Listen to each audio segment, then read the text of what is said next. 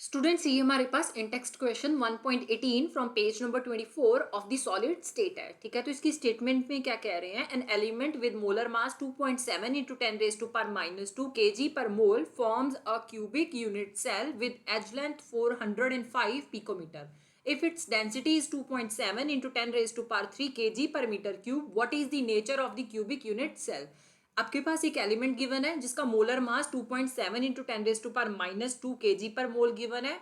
Okay, और कह रहे हैं कि उसने क्यूबिक यूनिट सेल स्ट्रक्चर जो है वो एक्वायर किया हुआ है, जिसकी एज लेंथ कितनी आ रही है 405 पिकोमीटर।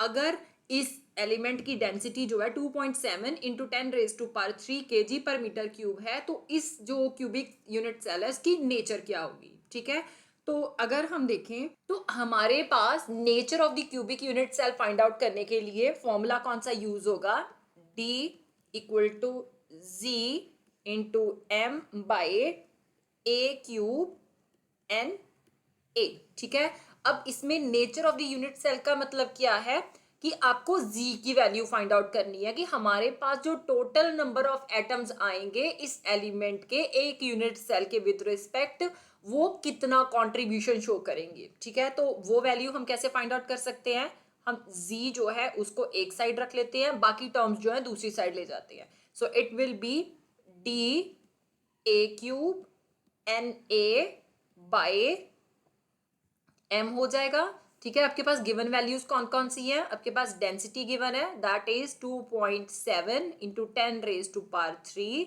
kg metre cube. ठीक है, ए की वैल्यू गिवन है दैट इज 405 पिकोमीटर। अब हमारे पास डेंसिटी यहाँ पे मीटर क्यूब में गिवन है, राइट, तो हमें ये वैल्यू जो है इसको भी मीटर में कन्वर्ट करना होगा, राइट। सो मुझे पता है कि एक पिकोमीटर जो है वो 10⁻⁻12 मीटर के इक्वल आता है। ओके, सो आपने वैल्यूज पुट कर दी, आप इस वैल्यू को रीअरेंज करके लिख सकते हो।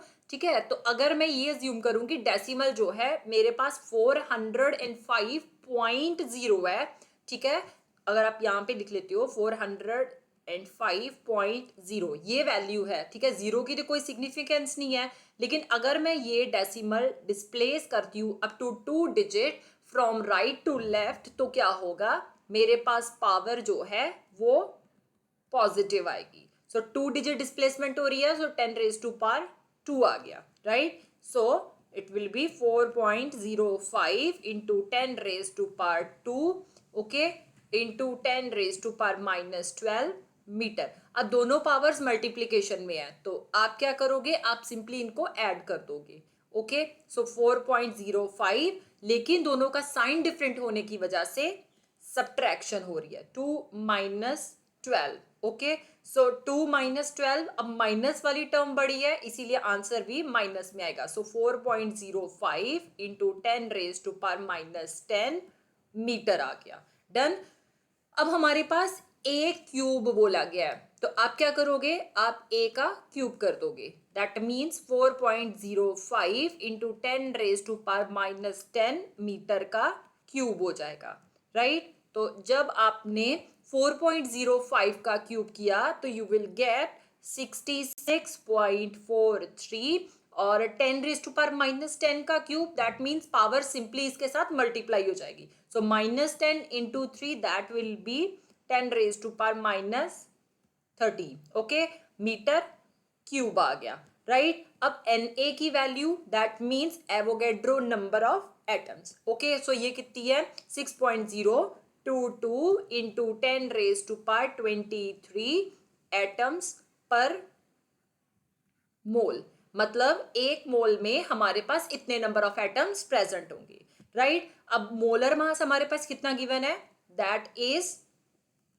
2.7 इंटू 10⁻⁻2 kg पर मोल, राइट। आपके पास सारी वैल्यूज गिवन है, तो आप क्या करोगे, अब वैल्यूज पुट कर दोगे। सो हमारे पास फॉर्मूला क्या बना था, Z equal to D a cube N A by M. अब वैल्यूज पुट कर दो सबकी।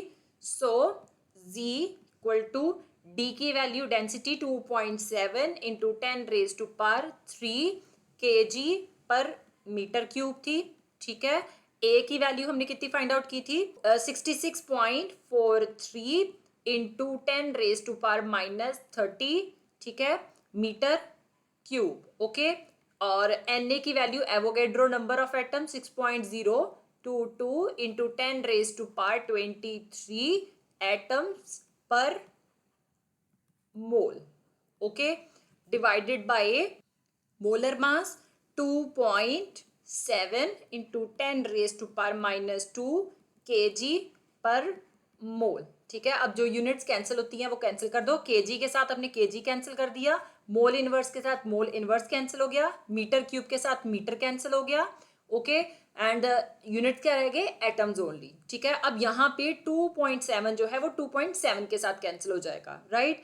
अब सभी वैल्यूज आप इकट्ठी कर लो। सो 66.43 को जब आपने 6.022 के साथ मल्टीप्लाई किया तो यू विल गेट 400.04। हमारे पास 10⁻⁻2 है, ठीक है, तो ये जब आप न्यूमरेटर में लेके जाओगे तो ये +2 हो जाएगी। So into 10⁻³ into 10⁻⁻30 into 10⁻23 as it is आ गया, साथ में एक और पावर आ गई 10⁻²। यूनिट्स क्या रह गए, एटम्स ओनली। अब सारी पावर्स जो है आप कंपाइल कर दो, माइनस वाली अलग से लेके प्लस वाली जो है इकट्ठी कर दो। 400.04 इंटू 10⁻⁻30, ठीक है, +3 +23 +2 एटम्स आ गए। ठीक है, अब 3 + 23 26 +2 that will B 28, right? So Z equal to 400.04 into 10⁻⁻30 plus 28 आ गया, राइट। तो जब आपने -30 + 28 किया तो माइनस वाली टर्म बड़ी होने की वजह से हमारा आंसर माइनस में आएगा। So Z equal to 400.04 into 10⁻⁻2 atoms आ गए। अब आप इस वैल्यू को रीअरेंज कर लो, यहाँ पे डेसिमल जो है वो up to 2 digit displacement show करेगा राइट टू लेफ्ट। ठीक है, तो हमारे पास पावर पॉजिटिव आएगी। So Z equal to 4.00 into 10⁻² into 10⁻⁻2 आ गया एटम्स। ठीक है, अब ये -2 इसके साथ कैंसिल हो गया। सो Z की वैल्यू कितनी आ गई, 4, राइट। अब Z की वैल्यू हमारे पास अगर 4 आती है that means contribution of atoms equal to 4 का मतलब क्या है कि हमारे पास जो यूनिट सेल है वो FCC या फिर CCP स्ट्रक्चर एक्वायर किया हुआ है। So you can write the unit cell is FCC or CCP.